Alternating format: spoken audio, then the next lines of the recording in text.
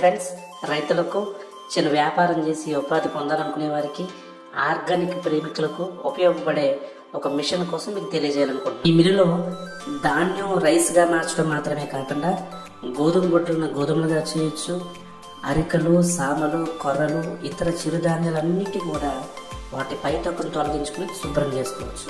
ఈ machine 3 HP మోటార్తో run అవుతుంది. Single phase కరెంట్తో పనిచేస్తుంది.